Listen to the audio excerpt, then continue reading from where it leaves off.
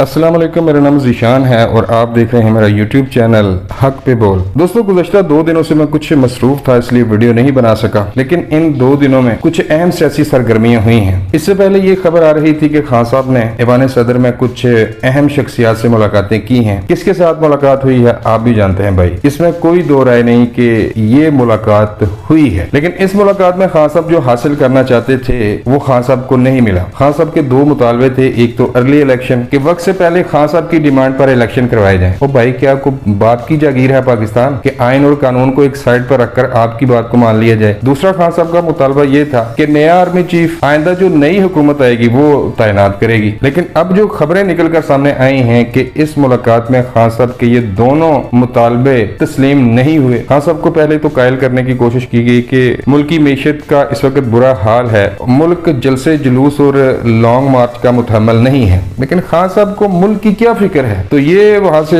उठकर आ गए। इसके बाद आपने देखा कि कल खान साहब ने पंजाब में पार्टी रहनुमाओं से मुलाकात की है, इनसे बातचीत की है और खान साहब काफी गुस्से में थे। खान साहब ने अपने पार्टी रहनुमाओं से ये कहा कि मैं जानता हूं जो एस्टेब्लिशमेंट की तरफ देख रहा है और जो एस्टेब्लिशमेंट के साथ राब्ते में है, मैं उन लोगों के नाम जानता हूं, इसलिए मैं आपको खबरदार करता हूं कि प्रेशर में नहीं आना, चाहे जहां से भी कॉल आ जाए आपने पार्टी के साथ बेवफाई नहीं करनी। लेकिन भाई मैं फिर यही कहता हूं कि हवाओं का रुख बदल चुका है, क्योंकि अब जो नई डेवलपमेंट सामने आई हैं वो पीटीआई के लिए और खान साहब के लिए। तो अब आपको बताते हैं कि खान साहब कल इतने गुस्से में क्यों थे। एक तो गुस्सा ये था कि अहम मुलाकात में इनके मुतालबात को यकसर रद्द कर दिया गया, बल्कि टोकरी में डाल दिया गया, कूड़े की टोकरी में डाल दिया गया कि ये पाकिस्तान सिर्फ आपका नहीं है, ये पाकिस्तान 21 करोड़ आवाम का है। और दूसरा, खान साहब इसलिए गुस्से में है कि खान साहब की जमात यानी कि पाकिस्तान तहरीके इंसाफ पंजाब, इसको 2 हिस्सों में बल्कि 3 हिस्सों में तकसीम करने की कोशिश की जा रही है और इस पर काम शुरू कर दिया गया है। शायद आप ये भी जानते होंगे, जिन लोगों को नहीं पता मैं बता देता हूं कि जहांगीर तरीन ने अपने सबसे बड़े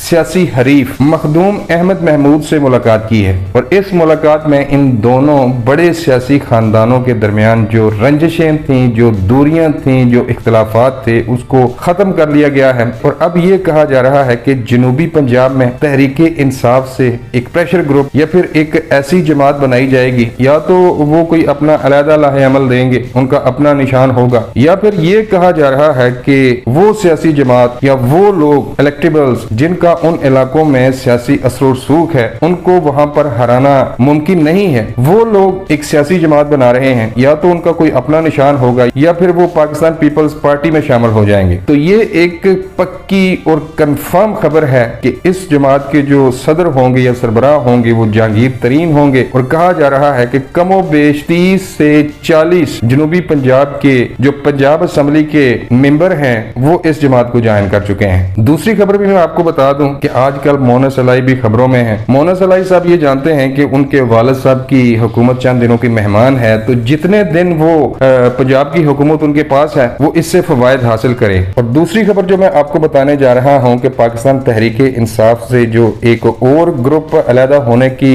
कोशिश कर रहा है या जिस पर काम किया जा रहा है वो वस्ती पंजाब से होगा। और मोना सलाही इस हवाले से लोधरा, खानेवाल, नारोवाल, शेखुपुरा और जेलम के जो बड़े इलाके हैं, बड़े अजला हैं, इनसे वो लोग जो इस इलाके में अपना अच्छा खासा असर और सूख रखते हैं और जो आजकल पीटीआई में है, इनसे राब्ते में है और एक और ग्रुप बनाने की कोशिश की जा रही है। या फिर आप ये कह सकते हैं कि पीटीआई से एक और जमात बनाने की कोशिश की जा रही है जिनको चौधरी मोना सलाई और चौधरी परवेज लाई लीड करेंगे, यानी कि इस जमात के सरबराह चौधरी परवेज लाई हो सकते हैं। तो ये 2 खबरें निकलकर सामने आ रही हैं। आने वाले 1-2 दिन तक आपको इस हवाले से तमाम तर मीडिया में तफसीलात सामने आना शुरू हो जाएंगी और जो तीसरा धड़ा बचेगा वही पाकिस्तान तहरीके इंसाफ होगी, यानी कि पंजाब में इमरान खान की कुव्वत को तोड़ने की भरपूर कोशिश नहीं बल्कि इस पर काम का आगाज किया जा चुका है। और इसकी मैं वजह भी आपको बता देता हूं। असल वजह यह है कि खान साहब धमकियां दिया करते थे, पंजाब के बलबूते पर धमकियां दिया करते थे कि मैं पंजाब से 10 लाख या 12 लाख बंदा लेके आ जाऊंगा और मैं इस्लामाबाद को घेर लूंगा। तमाम लोग जो इस मुल्क को चला रहे हैं उन्होंने